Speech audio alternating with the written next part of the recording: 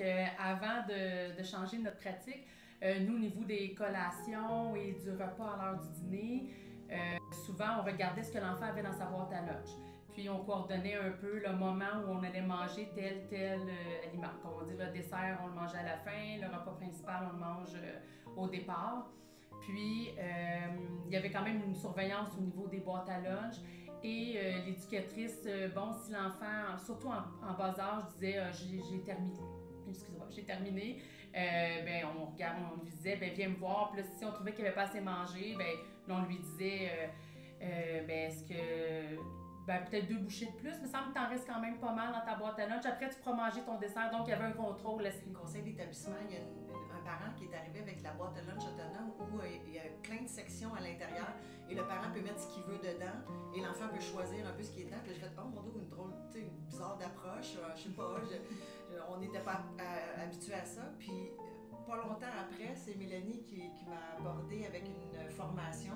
Bien, avec Bastien, moi, j'aime ça être à jour dans les nouvelles formations. J'aime ça participer à tout, apprendre. Puis c'est sûr qu'après ça, on met ça à la couleur de notre école. Parce que chaque école, bon, on a une clientèle différente, tout ça. Fait que là, j'en ai parlé à Madame Soucy qui me dit, ah, ben, pourquoi pas? Tu sais, on va voir qu'est-ce qui est nouveau, la nouveauté, c'est quoi qui. Tu sais, que les nouvelles tendances, parce qu'il y a des tendances dans. Donc, nous avons reçu la formation ensemble pour des contextes de repas plus conviviaux. Une autre prise de conscience qu'on a fait au niveau des collations, donc nous, on donne des collations aux enfants qui n'ont pas de nourriture. Puis on avait, admettons, des pommes. Donc on donnait des pommes, mais maintenant, on s'est doté de plusieurs aliments qui fait que j'ai un fromage, j'ai une pomme, puis j'ai un muffin. Donc le choix de l'enfant est encore, ben, pas respecté, mais il y a un choix que l'enfant peut faire. En fait, pour moi, la boîte à lunch, il doit y avoir à l'intérieur beaucoup de choix pour l'enfant pour qu'il puisse choisir ce qu'il a envie de manger selon les besoins qu'il va avoir. Donc, je m'assure de varier plusieurs légumes, d'avoir des fruits, d'avoir des produits laitiers, d'avoir un ensemble varié de choix.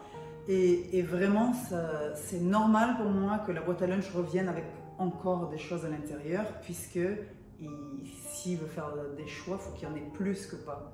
Et donc, généralement parlant, il y a beaucoup de choix, beaucoup de quantité, et en fait, il va choisir qu'est-ce qu'il veut manger. Le changement, je veux dire, dans le fond, on voit que les élèves sont plus à l'aise, sont plus à l'aise. Madame Priscilla, est-ce que tu vois ce que je mange? Ils sont plus portés avec la discussion, puis à montrer leurs choses, puis les élèves, ça les intéresse. Fait que je trouve que sont mieux. Ils ne se sentent pas surveillés, là. Vous ça. êtes ensemble. Là. Le contact est plus facile. En plein ça. Oui. J'adore. Madame Priscilla, qu'est-ce que je mange ce midi? Fait que là, il faut que je joue devinette. Mais tu sais, je le vois aussi, mais ils partagent entre eux, puis c'est ça que je trouve merveilleux. Tu sais, parce qu'il y a d'autres nationalités aussi, il y a d'autres senteurs, d'autres goûts. Oui, c'est ça. Fait que ça, oui. Ah oui. Fait qu'ils font toutes sortes d'autres apprentissages au moment de l'heure du dîner. Et nous aussi. Puis, on s'entend que tout passe par la nourriture. Le social, les apprentissages, la bonne humeur, tout passe par la nourriture. Donc, il faut que ça soit positif, ce passage-là. On a eu une formation ensemble pour les repas plus conviviaux. Ça a apporté quand même un beau plus parce que les éducatrices ont été vraiment contentes de pouvoir dire enfin aux parents, on n'est pas ici pour refuser ce que ton enfant mange. Beaucoup de parents nous appelaient pour nous dire, peux-tu forcer mon enfant à manger? Bien, je trouve que c'est un plus pour les enfants. Ils voient la saine alimentation aussi. Parce que là, ils se comparent un petit peu entre eux autres. Moi, j'ai des brocolis, toi, t'as des choux-fleurs, toi, t'as des carottes, toi, t'as ci.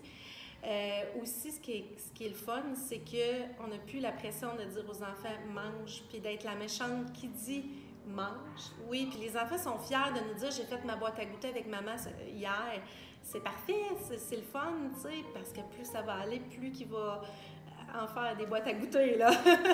Il va arriver au secondaire, il va arriver l'anxiété des éducatrices aussi, parce que quand on avait un appel d'un parent qui nous disait « faut faire manger mon enfant, je veux qu'il mange, je veux qu'il mange, je veux qu'il mange », bien là, à un moment donné, quand on se bat pas non plus avec les enfants,